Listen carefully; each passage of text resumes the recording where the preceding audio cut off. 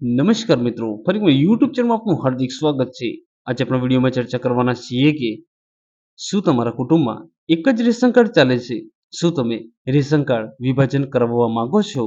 એટલે કે ration card અલગ કરવા માંગો છો? તો જાણી લો સંપૂર્ણ માહિતી એક જ વિડીયોમાં.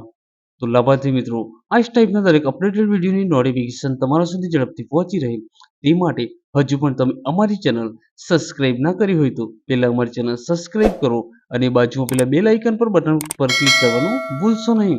તો ચલો મિત્રો, વિડીયોની શરૂઆત કરીએ. કે શું તમે રેશન કાર્ડ અલગ કરવા માંગો છો? જાણી લો સંપૂર્ણ માહિતી એક જ વિડીયોમાં.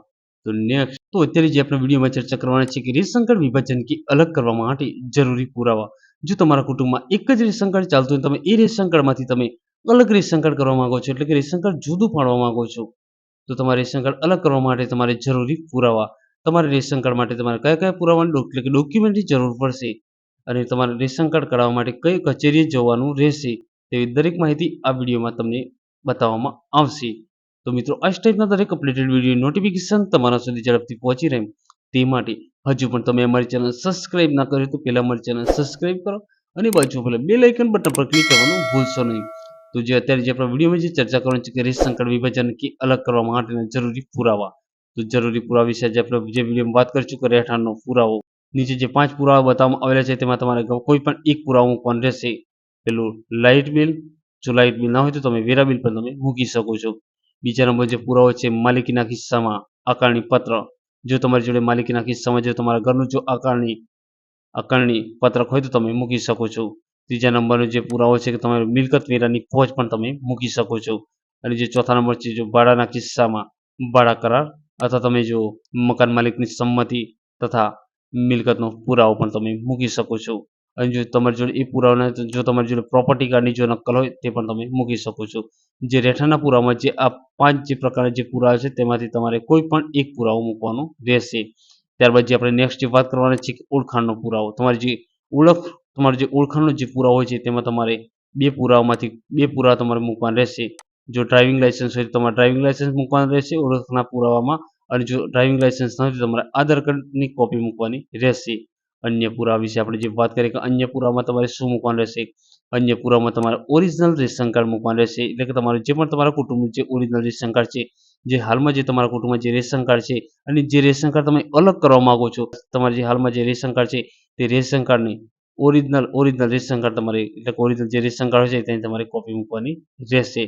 ત્યારબાદ તો આવશે નીચે કે સેવા માટે જરૂરી પુરાવા. જે સેવા માટેની જે જરૂરી પુરાવાની જે વાત કરવામાં આવી છે તેમાં જરૂરી પુરાવા 5 પુરાવા તમારે મૂકવાના રહેશે. તેમાં જે પહેલો જે પુરાવો છે કે કુમુપત્ર, જો લાગુ પડતું હોય તો, જો કુમુ જે પત્ર હોય છે જે તમારે જો લાગુ પડતું હોય તો મૂકવાનું રહેશે. બીજા નંબર જે આપવામાં આવે છે કે મહેસૂલની પાવતી તમારે મૂકવાની રહેશે. ત્રીજા નંબરમાં વારસાઈ પેઢીનું નોટરાઇઝ, એટલે કે તમારી જે વારસાઈ જે પેઢીનું હોય છે તેને તમારે નોટરી કરીને તમારે મૂકવાનું રહેશે. ચોથો જે પુરાવો આપવામાં આવે છે કે બીપીએલ યાદીમાં 21 થી 28 સ્કોરમાં નામ ધરાવતા હોય તો આધાર પુરાવો, જો ધરાવતા હોય તમારે તો આધાર પુરાવો મૂકવાનો રહેશે. 5મા નંબર જે આપવામાં આવે છે કે વસિયતનામાની પ્રમાણિત નકલ તમારે મૂકવાની રહેશે. જો તમારે જો આ સેવા માટેના જો રેશન કાર્ડમાં અલગ અલગ પ્રકારની જે સેવા માટેના તમારે જે આ જરૂરી જે પુરાવા છે તે આ 5 પ્રકારના પુરાવા તમારે મૂકવાના રહેશે. ત્યારબાદ આવશે તમારે ફોર્મ ક્યાં મળશે અને અરજી ક્યાં કરવી. તો તમારે જે રેશન કાર્ડ માટે જે તમે રેશન કાર્ડ વિભાજન કરવા માંગો છો, તો આ અરજી તમારે કઈ જગ્યા પર કરવાની રહેશે અને તમારે ફોર્મ તમને આ કઈ જગ્યા પર મળશે. તો મિત્રો, જે આ નીચેની જે લિંક આપેલી છે તે લિંક પર તમે ક્લિક કરી અને તમે જે ફોર્મ છે, જે રેશન કાર્ડનું જે વિભાજન માટેનું જે ફોર્મ છે તે તમે ડાઉનલોડ કરી શકો છો.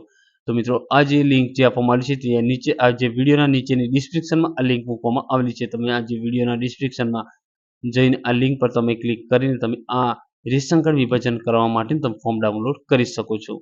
તો નીચે જે આપવામાં આવી છે જે સૂચના કરી જે તે પુરવઠા વિભાગની ઝોન કચેરીમાં, એટલે કે મામલતદારશ્રીની કચેરી અથવા તાલુકા વિકાસ અધિકારીની કચેરી, એટલે મિત્રો તમારે જે પણ તમારા વિભાગમાં જે મામલતદારશ્રીની જે કચેરી લાગતી હોય તે તમારે જે મામલતદાર કચેરી જે પુરવઠા વિભાગની જે તમારી કચેરી હોય તે કચેરીમાં તમારે જવાનું છે મામલતદાર કચેરીએ, અને તમારે આ જગ્યાએ પુરવઠા ઓફિસ જે હોય છે તે પુરવઠા ઓફિસે તમારે આ ફોર્મ જમા કરવાનું રહેશે.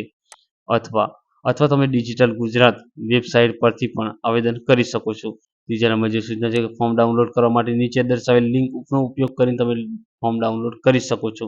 એટલે જ્યાં અત્યારે જે હાલમાં જે વાત કરવામાં છે નીચે જ્યાં લિંક આપેલી છે લિંક પર તમે ક્લિક કરીને તમે તમારું જે રેશન કાર્ડ વિભાજન કરવા માટેનું ફોર્મ ડાઉનલોડ કરી શકો છો. તો તમારી જે આ લિંક છે તમારી જે લિંક છે ત્યાં વિડીયોના નીચેના ડિસ્ક્રિપ્શનમાં આ લિંક મૂકેલી છે.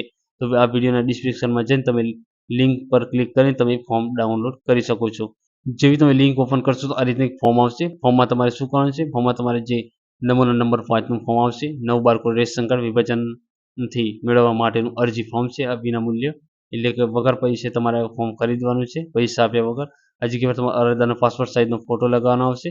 ત્યારબાદ મામલતદાર કચેરી /ઝોન ઓફિસર શ્રી તાલુકો તમારો જે લાગતો તમારો તાલુકો તમારે લખવાનો છે. આ જગ્યા પર તમારે જિલ્લો લખવાનો છે.